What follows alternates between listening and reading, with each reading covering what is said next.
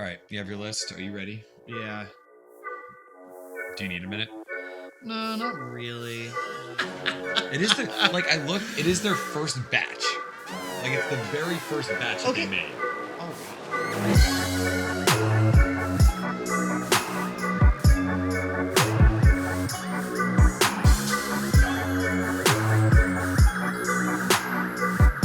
What is going on, everybody? Welcome back to another episode of the Team Morale Podcast. We do our three favorite things: talk a little bit of booze, a little bit of beer, and a whole lot of basketball. Ian, the tall guy, back with you again for yet another banger of a podcast. Mitch, welcome back.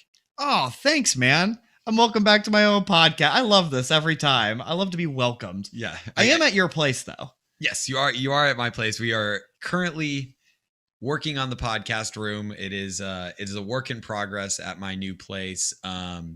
For those of you watching on YouTube, you could probably see the background changing a little bit between podcasts from here and there. We are still fine-tuning and working on the space that we record in. We don't have a complete recording studio just yet, but it is in the works, and we are working on getting this room as podcast proof as we can. We are under construction right now. We're figuring it out. We might find a nice little backdrop thing, and my brother got me a nice soundproofing thing. We're gonna turn this to a whole nice studio out in here. So yeah, hopefully we will get to the point where not only the audio sounds better, but the look on our YouTube looks a little bit more professional as well, because right now we have some curtains.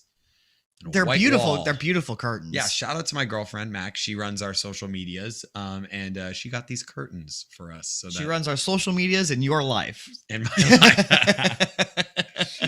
Yes, absolutely. Absolutely. But to get into what we're going to talk about today a little bit, we are continuing ranking our top positions of all time. And now we are on to the power forwards. We've done point guards. We've done shooting guards. We've done small forwards. We are now on to the power forwards. You know, we talked about all the other positions where those little guys show up and, you know, they do their thing on the perimeter. But now we're talking about the men, the real men of the league playing real positions that actually matter. That sounds like a guy who used to play as a big man when he played basketball. Not biased at all. Just saying it's more important than everyone else, but I'm not biased. Says the tall guy. Not biased at all. We're getting into the power forwards. Should be very, very fun. There's a very extensive list because, as you probably know, back in the day, that was the most important position. Was the old, like in the old school days, like you just took your shots from 2 to 5 feet away from the hoop, and you didn't really want to go too far away from it. Well, it's hard to throw it in the hoop when you're far away. It is hard to throw it in the hoop. It's much easier when you're really tall and you could stand right next to the hoop. Exactly. But before we get into that, I think that we should talk about what we are drinking tonight. Tonight we are drinking, showing it to the camera right now, it's called Daru. Daru Premium Quality Whiskey, coming from the Sran Spirits out of Scottsdale, Indiana. Scottsdale, Arizona. Scottsdale's not in Indiana. Ethan, stop me. Is there a Scottsdale in Indiana? I don't know. Maybe there's a Scottsdale in Indiana. From Scottsdale, Arizona. So made by Sran Spirits. It's made by the Sran brothers, who are both come out of India. And I'm just going to kind of read out of the back of the bottle because I thought that this was kind of a cool little note story thing that they had going on. Our story begins at the turn of the 20th century in the fields of northern India. Our ancestors created a recipe and technique for distilling spirits, which they passed down to our father. Despite prohibitions imposed by the Indian government on alcohol production, he would nestle deep in the fields of our centuries-old farm and use the same time-tested techniques to curate a spirit of his own. This unique blend was not for prominence or for profit, but the sole purpose of entertaining friends, family, and guests. And I think a very cool note of this, I'm just going to prove it to you guys. This is the 130th bottle they've ever made. Batch number 1. So this is a brand new, fresh out of the cask whiskey. This is their first attempt at making whiskey. These whiskey makers or this distillery, this is their first attempt at making this particular type of whiskey out of Scottsdale, but with a little bit of Indian influence, which is kind of cool. Yeah, not a lot of Indian influential whiskeys out there. Definitely the first on the podcast that we've had, and the first I've ever tried. We're international now. We're growing. Yeah, we're leaps and bounds. Leaps and bounds. one of these days we need to get a Japanese whiskey. I just got one that I have back at my house, and it's super good. Really? Yes. Really. I'd love to try that. That'll be coming up pretty soon here, hopefully. But let's break into this list. So Mitch, or for you guys who haven't joined us for our other players rankings lists by position, blah. Very smooth. If I can say Very, that. very smooth there. Players by position ranking lists. There we go. Mitch and I both make our own lists, and we have not seen each other's lists, and we kind of reveal them to each other on the podcast, and then you guys can follow along and see where we have rankings, see where we're wrong. This is when you guys comment at us on our social medias. We'll post about this podcast as we do about every podcast, announcing that we posted a new one. And so, Mitch, who do you have coming in at number 5 for the best power forward of all time? We're starting at 5. We're starting at 5. Sorry, not going to go the other way around. Okay, so we're starting at 5. We'll work our way to 1. I'm going to start off by saying this. I think that there is a pretty firm top 5. And I would agree with you there. I think there's a pretty firm top 5, and Ethan and I did our research independently. I would assume that your 5 might be the same as my 5, yeah, but maybe they differ. You never know. Maybe it could change. When I was looking through everybody, the only thing that I could see there might be a difference in being is the fact is there's a lot of power forwards on the older scale that could jump into this, but I think there's a firm top 5. My number 5 I have is, I'm going to double check just to make sure I don't say it wrong. Okay, I got Kevin Garnett. Really? Yeah. I also have Kevin Garnett. Really? You got Kevin Garnett at 5? Yes, I have Kevin Garnett at 5. I do, which is, I don't think we've ever gotten the same number 5 before on this. Oh, really? I don't think so. I usually like to go a little wild on my like 5s, and like I thought about, there is at some point we'll go over a lot of the honorable mentions at power forward, but I thought about guys like Bob Pettit. I thought about like Kevin McHale. I thought about like Jerry Lucas. I thought about bringing in like a real old soul. I thought about Kevin McHale a little bit, but it's hard to argue with Kevin Garnett and his career numbers. I mean, he's a Hall of Famer, a 15-time All-Star, 4-time rebounding champion, a 2008 NBA champion, a 9-time All-NBA, a whopping 12-time All-Defensive Team member. He was on the All-Rookie team. He's an All-Star Game MVP. He's the 2007-2008 DPOY, and then the 2003-2004 MVP. In 1,462 games, he averaged 17.8 points, 10 rebounds, and 3.7 assists. So a walking triple-double for his career, and just played a super long time, 20 years in the league, and to have 21 years in the league, excuse me, to have those career numbers and to be that good at defense while being as like good offensively as he was is super impressive. Yeah, I mean, Mr. Versatile. This guy could do a little bit of everything on the court. Just crazy athletic. Did have a certain amount of touch that made him very, very good. I mean, you don't just accidentally become the MVP of the league just because you're athletic. There's a lot of athletic dudes that play in the association, but this guy was cut from a different cloth. I think that he comes from the same family tree as, let's say, like a Dennis Rodman or a Ron Artest or a Patrick Beverley. Like Kevin Garnett has that crazy eye in him. You know what I'm talking about? Yeah. Like he's got a little bit of that craziness in him where he'll talk shit to you, and then if you talk shit back to him, he like might actually punch you. Like you got to be concerned about that just a little bit with Kevin Garnett. Yeah, he's got a little bit of crazy. There's no line for him.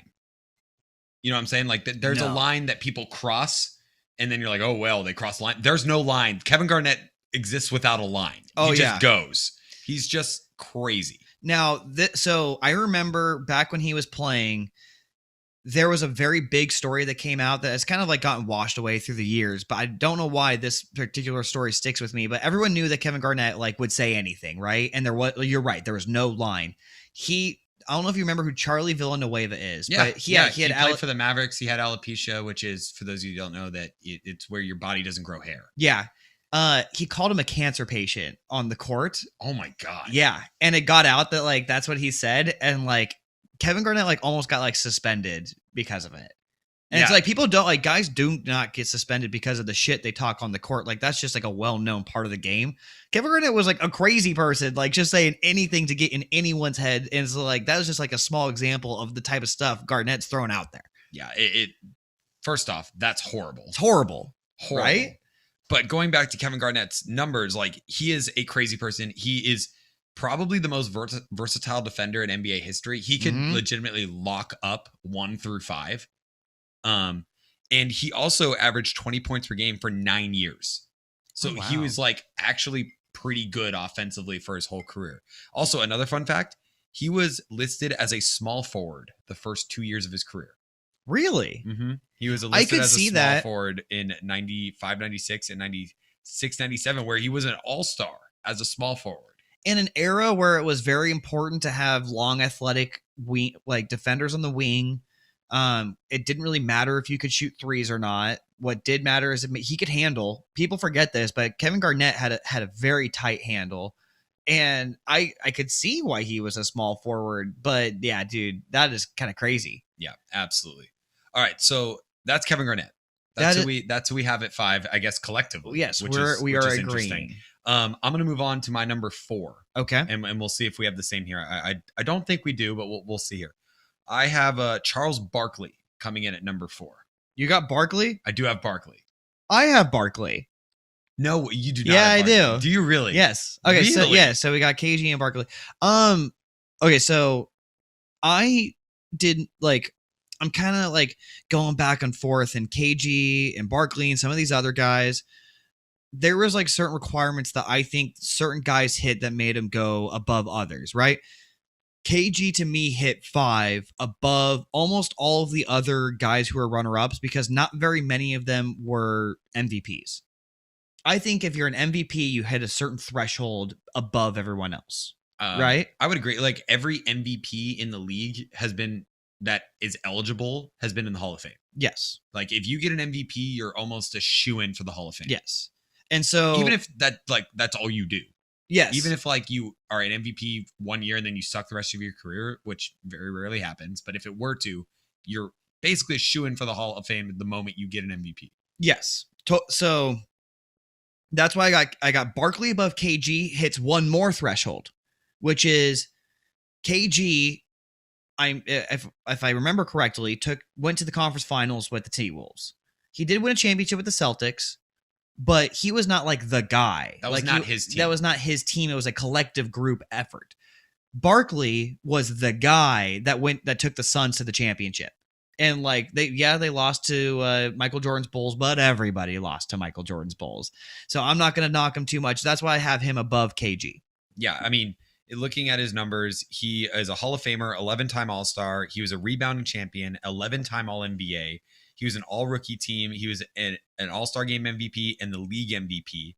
In 1,073 games, he averaged 22.1 points, 11.7 rebounds, and 3.9 assists. He had a 16-year career, which is just a long time for a guy like him to be playing. Another guy who played small forward for a few years. Yes, he did. Which is a little bit interesting because he's a little bit of a shorter guy. He's 6'6", so a little bit shorter for a power forward. But Charles Barkley is probably going to be remembered more for his work on camera with inside the NBA on TMT, with his battles with Shaq, the funniness that he is, the goofy guy, the hot takes guy. That's what people will remember him nowadays, but he was a damn good basketball player. Oh yeah.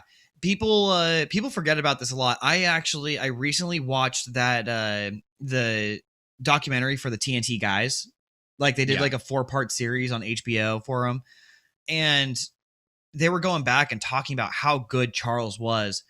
He was so good that during the Dream Team, like that was one of Barkley's shining moments in his NBA career, as being a part of that Dream Team. He was the best player on the Dream Team.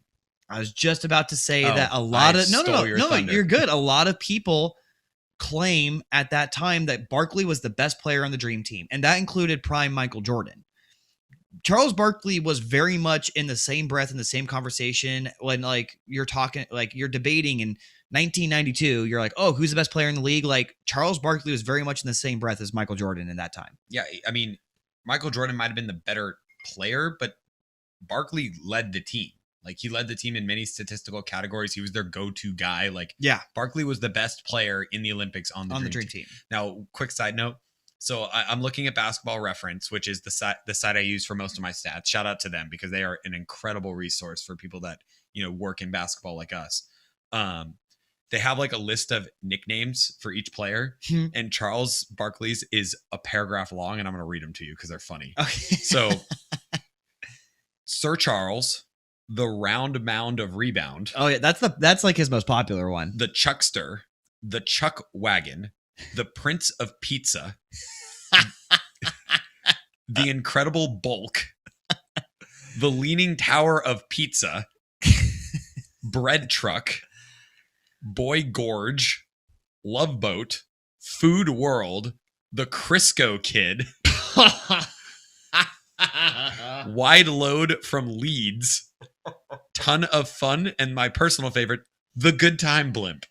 The Good Time Blimp? The Good Time Blimp. How do you get that one? That one's not my favorite. My favorite is the Leaning Tower of Pizza. Man. Or the Incredible Bulk. You know what's funny is Chuckster is the one that EJ calls him, Ernie Johnson, on the TNT crew. If that doesn't, describe Charles Barkley, he's the guy that like he can like laugh at himself. He loves to like go along with a joke. Like one of the first running gags on the Inside the NBA crew was, can Charles Barkley get underneath 300 pounds? Like they weighed him like all the time. the guy's ability to like have depreciating humor is incredible, which is a really good sign in like a person's character, is their ability to like laugh at themselves. And he is very, very good at that. Yeah.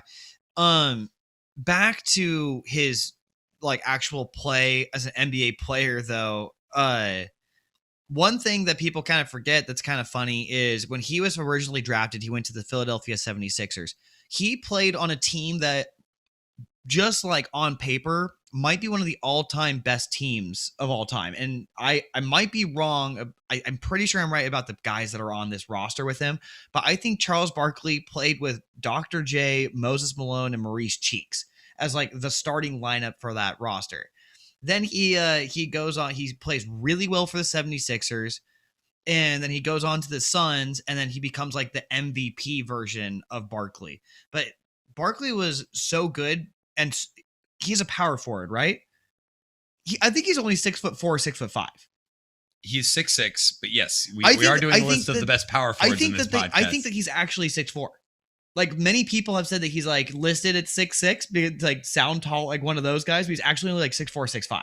Which is incredible because a power 6'4" forward. power forward, the only guy that's ever done that is like PJ Tucker. Yeah. And he didn't win an MVP doing it. No, not at all. Charles Barkley to me he's a precious gem in the history of the NBA. He's going to go down as more famous because of his antics and his time with the Inside the NBA crew. But he was a very, very good basketball player, deserving to be top 5 power forward all time. Absolutely. I'm going to move on to my number 3. Okay. And then after I do mine, we'll take a break and then we'll talk about this whiskey again. Let me look at my number 3 I have, and I waffled a lot between 2 and 3. Okay. And I think my pick at 3 will show who my number 2 is. But I have Karl Malone coming in at number 3. Okay. So we finally defer.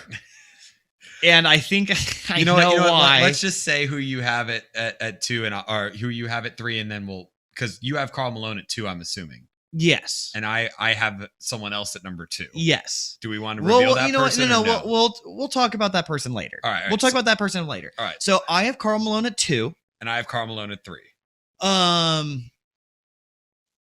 Karl Malone has had one of the more fortunate and unfortunate careers that there's been, because he was the mailman. That's an all-time good nickname. One of the best nicknames. That's an all-time good nickname. So he was amazing. I'm pretty sure is second all-time in scoring. He was amazing for the longest time. A lot of guys actually call him like, They say that James Harden is the current Karl Malone, because he put up fat stats and fat like points per game forever. Like every year, like he was putting up like crazy points per game. He shot the ball a lot. He was gigantic. The dude was thick as hell. And he's 6'9", 250 is what they have him listed at on Basketball Reference. Yeah, dude. He was like one of those guys that was just yoked, just super strong. But the mailman was really good. Had one of those guys that had a very, very polished post game and like a good, like he could face you up, take you off the dribble, put his back to the basket, put his shoulder into you, go right through you and dunk over you. Like he was very, very good. And he was also to be lucky enough to play with John Stockton pretty much his entire career. Yeah.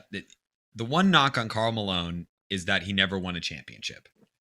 But the big but of the 90s, he went up against, some great competition. He went up against the guy that you don't beat in the finals. No. You know what I mean? I tried to put it lightly, but yes, he couldn't get past Jordan. Nobody could get past Jordan. That's one of the things that makes Jordan so crazy great is that he played against a lot of great players and all time, either number 2 or number 3 great power forward of all time. He got 2 shots at Jordan and couldn't take care of it either time. Like Karl Malone is so good though. Like they dominated the West for those 2 years that they went to the finals. Yeah, let me run down his stats here. Hall of Famer, 14-time All-Star, 14-time All-NBA, 4-time All-Defensive Team. He was an All-Rookie member. He was a 2-time All-Star Game MVP and a 2-time League MVP in 1,476 games. That is 19 years. That's a lot of games. Yeah. And again, keep in mind, people that play a long time generally have their numbers tanked. He still averaged 25 and 10 for his career and 3.6 assists. He played his entire career for the Jazz. And one fun note about looking at his stats here. Not his entire career.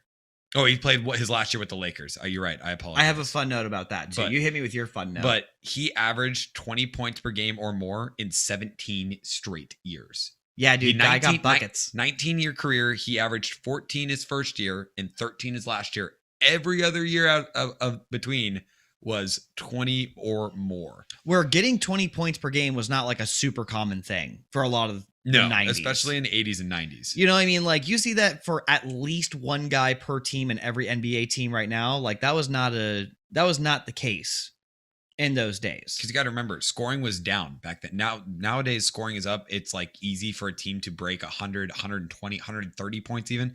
Back then, if you broke like 90, that was a high scoring game. So getting 20, like there was a year where he averaged like 31 of your team. He's scoring over a third of his team points generally on a given night. Yeah. Yeah, so that is amazing to have that kind of longevity. Here is my fun note, and this goes to the other side of the coin for old Karl, which is he was quite unlucky. He could have been a champion in a lot of different eras. He could have been a multi-time MVP in a lot of eras. A lot of people say that he didn't actually deserve his MVP because Jordan should have got the MVP, but the whole voter fatigue thing, kind of like, oh, LeBron should have more MVPs, but he doesn't. That was an argument against Karl. Karl also couldn't get those championships because he ran against the buzzsaw that was Michael Jordan and the Bulls. The last thing that he got very unfortunate on, he played on the Los Angeles Lakers. His last year. Correct me if I'm wrong, 2003? 03-04. 2003-2004. The Lakers are coming off a current three-peat. They've won 3 championships in a row. The Lakers add Karl Malone and Gary Payton to that roster. That is the first year that they finally lose.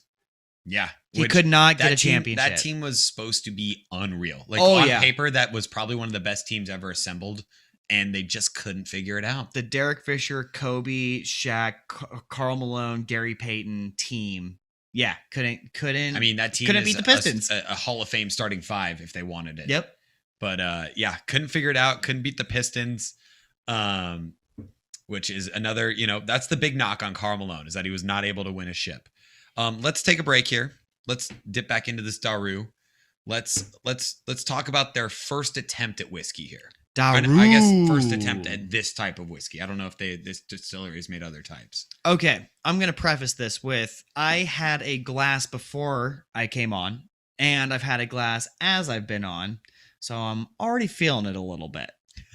The first glass I had was sans Ice Cube. The second glass was with Ice Cube, and I've got to say the glass with the ice cube unlocks a whole bunch of flavors that I did not get without the ice cube. Yeah, I would agree. I followed you in what you did there, and I did the same thing. And brutally honest here, without ice, it was tough. Like A little tough. It had and I don't know how to say this. It had like a vodka-iest Yes. to it. Yeah. It had like the finish and like the gasoline-esque taste of like a not very good vodka. But then when I have it with ice, it smooths it out a lot, and you actually taste a lot of like flavors that I haven't really tasted in a whiskey before, but in a good way. Yeah. No, so throwing it out there, this is not a $100 whiskey, right? No. This is what we would call an affordable whiskey, a college man's whiskey, And again, if you will. Full disclosure, it's not my favorite whiskey I've ever had. No, it's not. But what you are getting is when you make vodka, like even like cheaper vodka, it comes from corn, right? There's a lot of corn inside of this, according to the old websites. So I think that because you're getting a lot of corn out of this, it resonates a lot of those same flavors that you get out of like the vodka kind of thing. But that being said, when you have it with the ice, and we have like whiskey cubes in there, which are, for those that don't know, big old ice blocks cubes of ice that limit the surface area, that makes the melting of the ice take a lot longer, so it dilutes your whiskey a little bit slower. This is not something you want a whiskey cube for. You want this one a little bit diluted so that you can cut that burn of the like vodka and the corn in it, and then you get to taste some pretty nice flavor. Yeah, no, absolutely. And real quick, take a little look at it. This is a lighter kind of whiskey. It definitely comes that way. It is a lighter bodied whiskey. It is not trying to. There's some whiskeys you drink, they hit you like in the sternum, like right down here. You're like, you get a nice little warm feeling. This I don't is not get a whiskey that warms you, like that you could drink in the corn. Drink in the cold and it would instantly warm you up. This is one that I get the corn. I do taste like a little bit of like corn and mashiness to it. There's a little bit of corn mash to this whiskey. Some other flavors that are supposed to be coming out of this, that whether you grab them or not, one big one is vanilla, which I think we always kind of like hit on, like the like sugary flavors. It's one of the easiest things to pick up on in a whiskey, which is why we always say vanilla. We have been knocked a little bit, which is rightfully so by some of the listeners, that we kind of say the same things about every whiskey, which is vanilla, cherry, and spice. And so we're working on, looking up and trying to get some better taste. It's just hard because those are the three main things that you can taste in a whiskey pretty easily. Yes. So vanilla is one of those things. Vanilla is one of the things that's definitely in here. And one of the other things that I will say, don't pick up a lot on when you're drinking it at first, but then you read it and you're looking for it, is the honey. Really? The honey. Take a sip, swirl it around a little bit. Oh, I do get it on the back end. I do get honey on the back end. Yes. Yep, exactly. Absolutely. Yeah. Yeah. They also say you're supposed to smell earthy notes and eucalyptus. So whatever that means. Do you get a little dirt out of the smell? No, you don't get dirt smell. I don't. I think that's a compliment. I think it's a compliment. Eucalyptus is like a very potent smell, so I don't know. Like, I feel like you would smell that pretty easily, and I do not smell eucalyptus. But overall, I will agree with you. When we were drinking this originally without an ice cube and just like sipping on it, it was tough. It was burning. Yeah. It's not exactly one that like I would like to take shots of, because it's just like it's got that really harsh burn on it. But after putting the ice cube in, it unlocked a whole different flavor profile. Yeah, and you guys have asked us to be a little bit more honest with our whiskey critiques, so we are not bashing this one. We're just saying that this is only batch one, and they've got some good bones. Like, once you get some ice in there, they've got some good bones, some good flavor. But I think batch two can be exponentially better. Totally agree. All right, so I guess it's time for us to announce the next player and who I have at number 2, or you have number 3. I'm gonna let you announce it, because you might have an affinity for this guy. I do. He is the reason I like basketball. He is the reason you're here tonight. I am on this podcast, and it is because he is the tall baller from the G, which again is on this.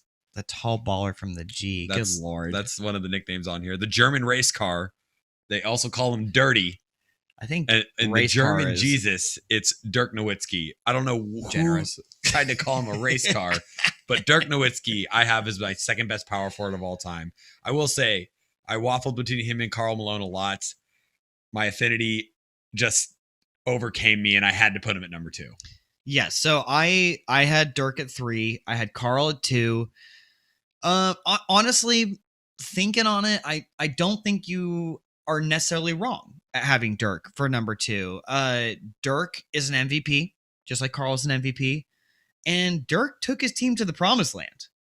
You got there. He won the also elusive get drafted by a team, stay with a team, grind with the team, take the team to an unexpected run and win the championship over a big 3 with the greatest one of the greatest players to ever play with LeBron James, and go and actually win the championship. It doesn't happen a lot with story endings or storybook endings like that, but he got one of those, and that is why he is one of the big reasons why he's even in this conversation. Quite frankly, without that championship, Dirk probably isn't in the top 5. He's a borderline top 5 guy. He's with Kevin Garnett. Yeah, probably. But with this championship, Dirk does take it. Took Dirk's career to new heights, because before that, everyone in the NBA was like, man, he's good, but he's soft. He's European. He doesn't have that grit, that grind. He can't take a team to the promised land. You know, he lost it in 2006, which I don't need to go there, but he got redemption round. They didn't lose it in 2006. Something else happened. Talking about the refereeing, but anyways, Dirk, probably one of the most underrated and out of the blue championship runs, not only in basketball history, but in sports history. Because yes, the Mavs were good, but no one really thought that like they were going to win the West, let alone win the whole thing. Yes. Absolutely. I remember that year vividly, especially being the Blazer fan, because you guys played us in the first round. Yeah, so breaking down who we had to go through, who Dirk had to go through, because again, Dirk had never played with another All-Star. Yeah. On that run. He had former All-Stars, but no one else on that team was an All-Star. He had old Jason Kidd, he had old Sean Marions, the team was old. Yeah. The second best player came off the bench with Jason Terry, yeah. But Dirk, they had to go through the Blazers, who was probably the easiest team they had to go through, but still no slouch. I would like to make a note here about that. The only teams to take you to 6 games in that entire run were the Blazers and the Heat. Yes. So, yes. And that I would like to take a little bit of pride in. With Brandon Roy and LaMarcus Aldridge, we actually took you to 6 games where no one else did. Yes. These other teams that you're about to list only took them to 5. Then we had to go through, I think it was the Thunder first. Then we had to play the Thunder, and we beat the Thunder in 5. And this is the Thunder with young Kevin Durant, Russell Westbrook, James Harden, Serge Ibaka, a young team. None of them had hit their prime yet, but they were still very, very good. The very year before they made the finals. Yeah, they made the finals the next year. You're right. 2012. Then we had to go through the Lakers with Kobe and Pau Gasol and Andrew Bynum and Lamar Odom, and that team coming off. You know, this is 2011, so this was coming off their championship run. Yep. And then they had to play the Heat. So in one playoff run, Dirk, without another All-Star, beat Damian Lillard. Or not Damian Lillard. Brandon Roy. And LaMarcus Aldridge. Russell Westbrook, Kevin Durant, James Harden, Kobe Bryant, Pau Gasol, LeBron James, Dwayne Wade, and Chris Bosh. And Dirk kind of did it by himself. Yeah. It was one of the craziest runs. He was on fire. He made a crazy. It was I think it recently got beat by Steph, but he made 40 something free throws in a row. Yeah, which I remember wild. That. Over the course of 2 series, he didn't miss a free throw for the whole 2 series. The amount of clutch shots the guy hit, the amount of times that the Mavs looked down and out. I mean, the Heat looked like they were gonna roll us over in the first couple of games, and then Dirk got sick. And then he had not necessarily the Michael Jordan flu game, but he had a very good game after, having the flu and being sick. And just the run, he showed so much grit and so much toughness. And everyone in the NBA was like, holy cow, not only is Dirk tough, but he did a lot for Europeans coming over. Whereas because back in the day, everyone thought Europeans were soft. And Dirk took that label and ripped it up in 2011. Oh, absolutely. I mean, that run is kind of unparalleled by almost any other run that we have seen in the modern era. Every time we see championships, it's usually because there are super teams or really great teams or several Hall of Famers on one team. And for Dirk to go out and make this run the way he did, play against the teams that he had to play against, come up clutch time after time after time again, that is why I'm with you. I personally think Malone is too, just because of like what he did over the course of his entire career. But Dirk 100% belongs in this top three and is very debatably the number two. Yeah, and I haven't got a chance to run down his numbers, but 14-time All-Star, 2011 NBA champion, 12-time All-NBA team, Finals MVP that year, and 2006-2007 League MVP in 1,522 games in 21 years with one team, which is unheard of and probably will never be passed. He averaged 20 points, 7 rebounds, and 2 assists in his career. Also, we haven't talked about this, but one of the first guys to take the big man outside of the paint, shoot threes. He's probably one of the first, stretch fives or fours that you could say. I guess he's a power forward, so stretch fours that got outside the paint. His like fadeaway one-legged turnaround jump shot it's a staple now. It's something that every NBA player now has in their arsenal that he brought to the NBA. I remember reading that when he first got to the Mavs, he has this shooting coach named Holger, who like is like his mentor. And when he first got to the Mavs, all the players were like, "Who is this kid?" Because he was like an unknown guy out of Germany, and Holger had him doing some like crazy like drills. And one of them was he would face the basket with the ball in his hand, and he'd have to jump in the air, spin 360 degrees, and then shoot it and make it. And all the players were like, "What the hell are you doing? Like, why is this?" And the whole thought process was like, you need to learn how to locate the basket and shoot quickly while you're disoriented. Yeah. And so that helped him so much with his like weird turnaround off balance shots. And so he can spin off either shoulder, locate the basket, get it up and in a very quick fashion. Yes. Could you imagine like this like young, probably only 19 years old at the time, like German kid, where it was not popular. Like all of the Europeans that showed up in the NBA were kind of disliked and bullied a lot, thought of as very soft and whatnot. And he shows up to practice. He starts doing 360 jump shots. You're just like, what the fuck, dude? Are you serious right now? This is the guy we drafted? Yeah, it was. And I have one more story before we move on to number one. And the reason I'm bringing this up is because it has to do with Charles Barkley. And so Charles Barkley actually has a big like impact on Dirk. And because for those of you that don't know, Charles Barkley went to Auburn, and it was a huge Auburn fan. And like, Dirk was over in the US playing in like an under whatever game, an under, like 17, or whatever, something like that. And he dominated, kicked ass. And so Charles Barkley, and the reason I know this is because Charles Barkley once told this story on TNT. Charles Barkley goes up to Dirk after the game. He's like, "Dude, what do I have to do to get you to go to Auburn? Like, I will do whatever I need to do. I will pay whoever I need to pay. I will get you to go to Auburn." And Dirk goes like, "I can't. I got to go to the Army," because back then, he had to enlist in the Army. And the quote from Chuck is like, "You ain't going to no damn Army. You are 7 feet tall. You're going to get yourself shot. And you're too good at basketball to get yourself shot." And so Dirk didn't end up going to Auburn, but Chuck was very influential in getting Dirk into the NBA. He got him in front of a bunch of scouts. He helped him go number 9 overall, which is where he was picked, and actually really, really, really was a mentor to Dirk, especially early in his career. Yeah. I mean, we also need to touch on the fact that Dirk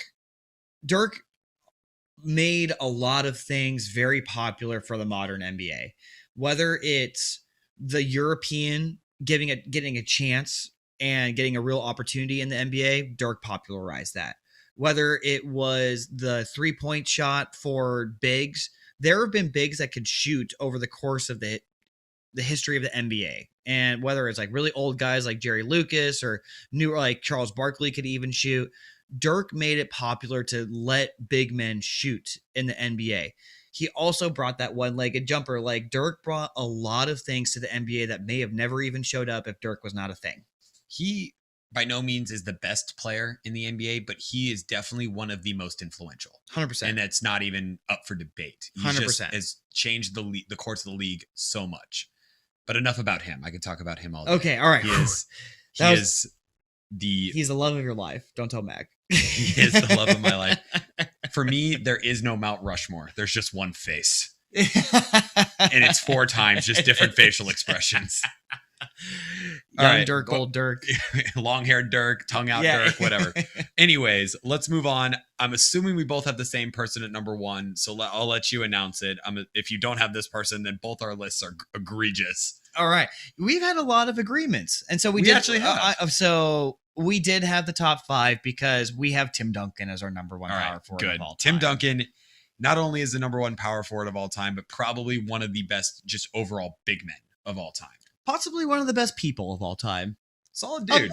Up for debate.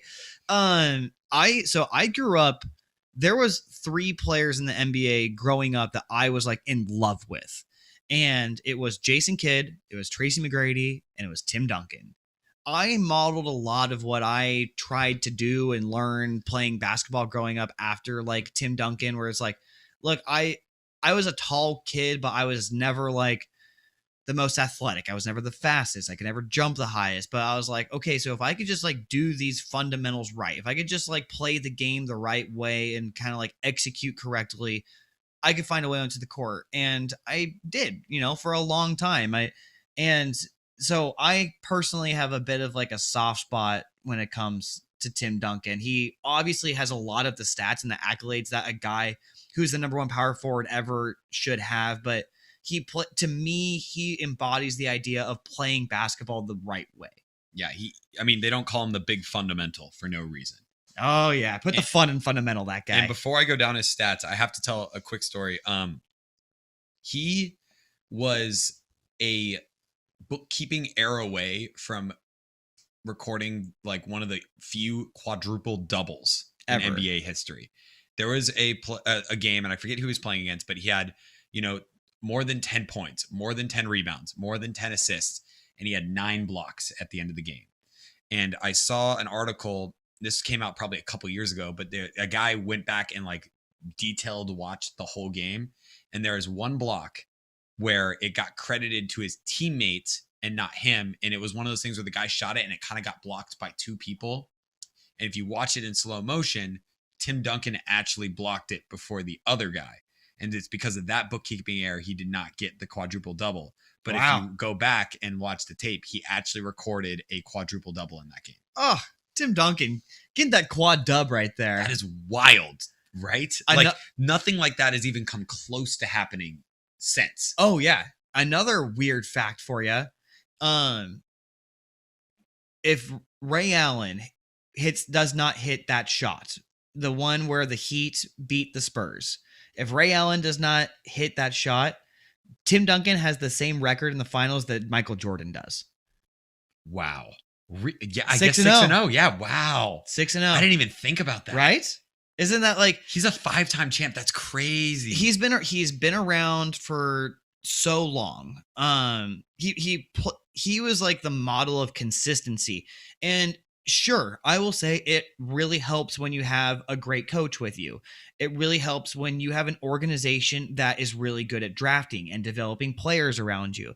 But the Spurs were very, very like at the forefront of progression and like progressiveness when it comes to, they brought in Manu and they let Manu do Manu. Like not a lot of teams in the 90s and the early 2000s were going to let an Argentinian kid show up and do the stuff that Manu Ginobili was doing. Like Tony Parker coming in from France was not going to be given a chance by a lot of teams. He's a late first round pick. He turns into a potential Hall of Famer. I think a lot of people credit Tim Duncan's success came from the Spurs, where I would personally say a lot of the Spurs success came from Tim Duncan. I would agree. And his stats back it up. I mean, he's a Hall of Famer, 15-time All-Star, 5-time NBA champion, and like you said, a shot away from being a 6-time NBA champion, a 15-time All-NBA, a 15-time All-Defense. Underrated on the defensive end. 15-time All-Defensive team? Yes. Holy He was smokes. an All-Rookie player. He was an All-Star Game MVP in 99. a 3-time Finals MVP, a 2-time League MVP, which kind of goes forgotten about, and then a Rookie of the Year. In 1,392 games, it was a 19-year career. He averaged 19 points, 10.8 rebounds, 3 assists, and I'm looking up his blocks right now, 2.2 blocks for his career. It's kind of one of those things where it's like, what did the guy not do with that as far as basketball is concerned? Yeah. He won several championships. He won MVPs. He won finals MVPs. Like he did everything that you could possibly ask for in an NBA career, all the while staying with the same team down in San Antonio, where like not exactly the biggest city in the world, being just a very cool, chill, humble guy. Ugh, I could gush about it. Just like you could gush about Dirk, like I could kind of gush about Tim Duncan. He's my boy. He's done it all. He and for a guy who has won 5 rings, doesn't get talked about, and not like 5 rings. Like he was like, if not the best player, like a heavy contributor. They're not winning it without him. Yes, 5 rings. You know what's kind of funny? Like I think that because we talk about Jordan, like Jordan's the GOAT. He had 6 in a row, kind of. There was one in the middle that we don't really count, but it's like he had 3 and then he had 3. Tim Duncan, over the course of like 20 years, would like win one and then not go for another couple years, and then win one and then not go for a couple years, and then win one, all the way to the course of like a 19-year career where he finally like he won 5 and lost 1. And I don't think people like give credit a lot when it's not like back to back to back. Do you know what I mean? Like, I feel like the back to back to back is like given a lot more credit than like the one. Okay, he's good for they're like a 1 seed, but they lost. Okay, well they won again. It's like they were always there, but like they're never like given a lot of like the Bulls kind of credit. Yeah, and it's funny because like MJ, Jordan, Michael Jordan, Kobe, guys that like won several championships. Tim Duncan's right on that list, and no one talks about it. Yeah, but I think one is because he didn't have like he wasn't like a killer. No, you know, he was a chill guy who went out there and just kicked your ass, but he did it in like such a fundamental way that it was almost like MJ and Kobe were like flashy and awesome and did all these cool dunks, and the way Tim Duncan played, it was just boring. He would like bank shot you to death. It was just like, I don't want to say boring because it's not right, but he was just so fundamentally sound that he did everything right. It was not flashy. It was just boring. Yeah. Going out there and doing the correct thing over and over again is not exactly the flashiest play. It's not sexy. It's not a sexy way of playing basketball. Funny enough, like if there was a sexy player on the Spurs for the longest time, it was Manu Ginobili. Yeah, or Tony Parker. Or Tony Parker had a very like nice flair and smoothness to the game where like Duncan was like kind of robotic the entire time and like kind of had like the exact same move that he like the same like 4 moves that he used his entire career, and it was like, okay, well, but stop it. Yeah, and it was one of those things like you'd be like, oh wow, the Spurs won, and you'd watch the whole game. You're like, oh wait, he had that much? It's like, what? He had 30 and 15. Hold on, when did that happen? Yeah, he was the definition of like everything he did was he did it quietly. Yes, everything he did, it was just like at the end of the game, you're like, oh, wait a second, hold on, he had that many points? I didn't think he had that many. Yeah, he was Tim Duncan is a bit of a different breed. I don't know how many Tim Duncans we'll ever see in the course of our life of the model of consistency. I said it earlier in the podcast, but being able to be that good for that long, stay with the same team, with the same coach, I think that is an incredibly rare thing that we might not see almost ever again. And I have one more story on Tim Duncan before we leave. There was, and I can't remember who they were playing, same as usual, but the Spurs were down 2 with like seconds on the clock, and they needed a 3 to win the game. And Tim Duncan had not shot a 3 in his whole career. And he got the ball and just teed it off and just let it fly from 3 and drilled it. And it was just like, dude, you have not shot a 3, or maybe he had shot, but he had not made a 3 in his entire like several year career. And then just tees up a 3 with the game on the line and buries it. So this is super random to even bring that up. I have like a very vivid memory of that exact shot. Right? So it was against the law. I'm pretty sure it's against the Los Angeles Lakers in the playoffs, and I was sitting in a Les Schwab Tire Center watching it when it happened. But yeah, he had never done it before and just tees it up, and I'm like, oh my god. I was like, Tim Duncan shoot a three. I was like, he's gonna knock this down. Tim Duncan's definitely gonna make this. He did. I was just like walking around with my hands in the air like in a Les Schwab. I was like, Tim Duncan. Everyone in Portland, Oregon's like, why do you care so much? Well, everybody, that wraps up our power forwards. We have centers. We only have the centers left, and maybe we'll do 6 men. We'll do 6 men after that. Yeah, I think 6 men would be really fun, actually. But yeah, so that wraps up our power forwards. For my list, I had Kevin Garnett, Charles Barkley, Karl Malone, Dirk Nowitzki, Tim Duncan, and then Mitch had Kevin Garnett, Charles Barkley, Dirk Nowitzki, Karl Malone, Tim Duncan. You were so close to being right. We were so close. You were so close to being right. I am right. Dirk is. I'm always right. But thank you guys for joining us for another super fun podcast. Daru, a fun little addition, because it was something that when we had tasted it before, we didn't think we were going to like. Had it sit in some ice for a little bit and really brought out some really cool flavors. So shout out to Daru, batch 1. Super fun to have them on the pod. Another one down, Mitch. Let's go on for many more. Absolutely. Cheers.